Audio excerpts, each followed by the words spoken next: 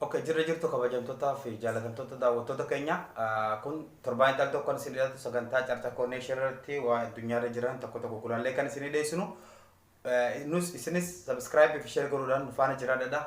Arraaf mata duree waa'ee koronaatti kan isin qabannee dhufne. Koronaan kun erga dhufe wantoota baay'ee jijjiiree jira. Akka itti deemnu, akka itti gallu, akka itti hojjennu, itti salaannu, akka namaa wajjin itti jiraannu, gammachuu fi gadda keenya akka itti ibsannu dabalatee jiruuf jireenya hawaasa addunyaa guutuu jijjiiree jira. Dhufaatii koronaa wantoota hedduu nama gammachiisan kan nama gaddisan akkasumas wantoota hedduu nama ajaa'ibsiisan baay'ee addunyaa gumaachee jira. Isaan keessaa muraasa kan waa irraa barachuu dandeessan jenne qabannee isin dhiyaafnee jirra. Amma xumurichatti akka hojjetuttan isin afeera. Yeroo itti dooktarii fi narsiin ittiin barbaachisu kanatti dooktarri tokko hojii idilee isaa irraa guura. Dooktar Maatuwaal Aburahaa hojjetaa hospitaala Harmarshaan keessa kutaa hatattamaa keessa hojjeta ture. Hospitaalli inni hojjetu kun kan tajaajila namoota koronaan dhukkubsatanii itti wal'aanaman ture. Innis bakka itti ramadame keessatti halkanii fi guyyaa boqonnaan maletti lammii isaa kan dhukkubichaan qabaman tajaajilaa ture. Barsiisaan yeroo barataan itti qabxii qormaataa firii gaarii fi gammachuu itti dhaga'ame isinuu barsiisotaaf hindhiise. Wanti ati hawwaa turte yeroo fitinaa hedduun booda galma siif ga'u gammachuu sitti dhaga'ame si ka argeef hindhiise. Hundaafuu Dr. Aburahaan gaaf tokko yeroo inni hojii seenuuf deemu dhukkubsattoonni isaa yeroo fayyanii balbala hospitaalaa duratti dhiichisan arga. Gariin isaanii ofitti harkisanii erga ofitti dabalaniin booda wajjin dhiichisanii gammachuu isaanii mul'ifatan. Suuras wajjin ka'anii sooshaal miidiyaa kana gubbarratti gallakkisan. Namootni Aburahaa beekanii fi kanneen biroo koomentii baga itti gammaddee fi baga milkoofte jedhu itti roobsuu eegalan. Koomentii kana keessa warri isa qeeqanis hin dhabamu. Qeequun koomentii isa moggaa deemu kun gara hoggansa hospitaalaa hunda bira geesse. Sababa kanaaf naamusa eegumsa fayyaa siif kenname bira tartee jirti jechuun hojiirraa dhaaban. Qabxiin akka dogoggoratti itti kaasan hawaasatti dabalamuu isaati. Saniif osoo fageenya isaa hin eeggatin dabalataan maaksii afaanii fi funyaanii osoo hin godhatin akkasitti deemuun aad malee jedhanii xalayaa ugguraa hojii kennaniif maal godhu? Heera kana isaanuma ogeeyyota fayyaattuu kaa'e waan ta'eef kabajuuf itti buluun dirqama. Boolla namaan qotin qottus hin fageessin kan jedhan kanaa mitire. Gaazexeessaan qormaata kufe. Akkuma beekamu torbaan kana qofa waajjiroonni tokko tokko ulaa isaanii banatan malee namuu waajjiraa fi warshaa cufee manatti akka galuu fi mana akka dalagu sadarkaa addunyaatti labsame jechuu dandeenya.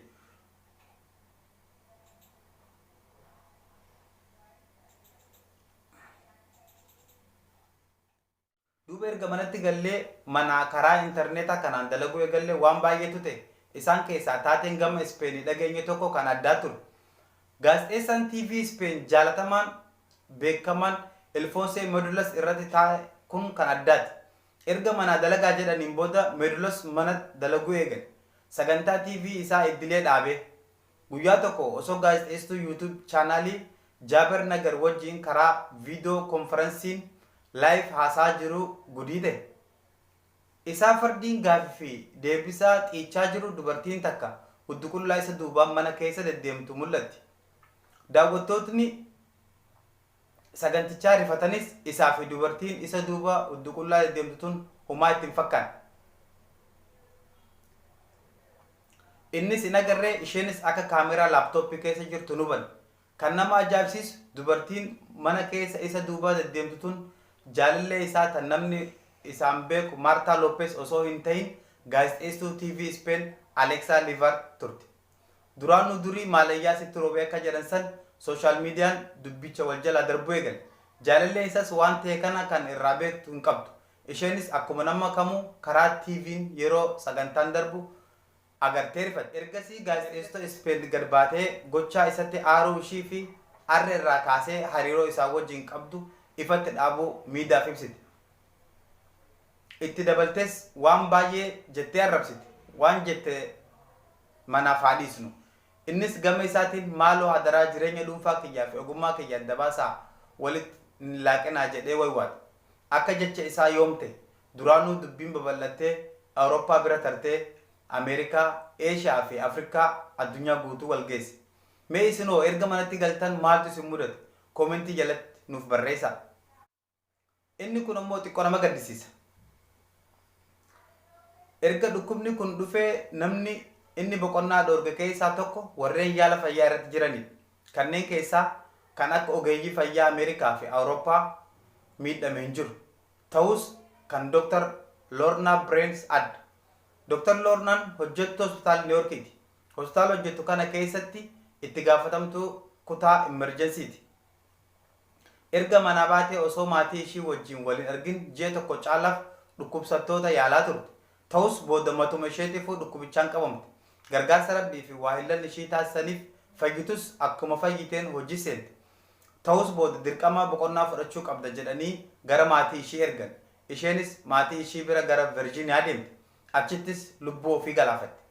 Sababni isheen ittiif galaafatte ifatti beekamuu baatullee namootni gariin tarii hospitaala ishiin keessa hojjechaa turte sanatti yeroo takkatti guyyaa tokko qofatti namni 55 biratti dhumuuf tarii wanti kun sammuu ishii miidhuu hin ooluu jedhan.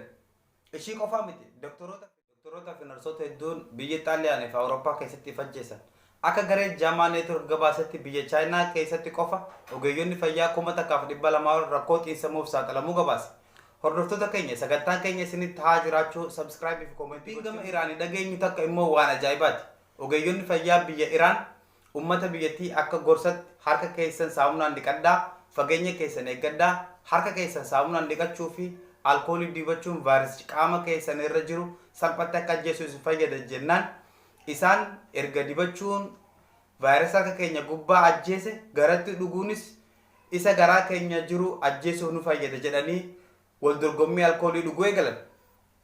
Mootummaan loluunis doktoroonni waywaatanis isaan dhuguu isaaniitti fufan. Sababa kanaan lammiin Iraan kanneen lakkoofsaan 1000 caala yoo dhuman kanneen 5,000 fi 100 akka gahaan ammoo dhukkubaaf saaxilaman. Kanneen lakkoofsaan 90 caalan immoo qaroo ijaa dhabanii.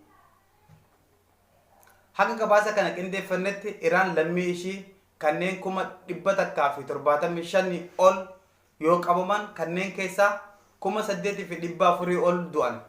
Kanneen 138,457 ta'an immoo warreen dandamatanii mana isaanitti galan.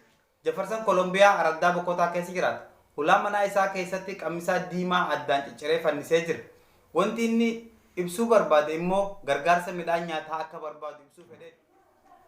Sababa koronaa kanaan erga manatti galaa jedhaniin booda uummatni addunyaa walakkaa ol rakkoo midhaan nyaataaf saaxilamaa jiru jedhe akka gabaasa World Food Program.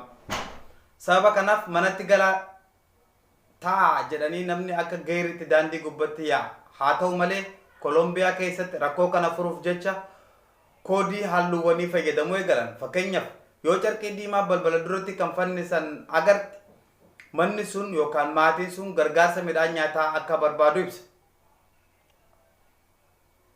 Kana yeroo argan ollaa fi mootummaan gargaarsa waan danda'aniin taasisuuf jechuudha.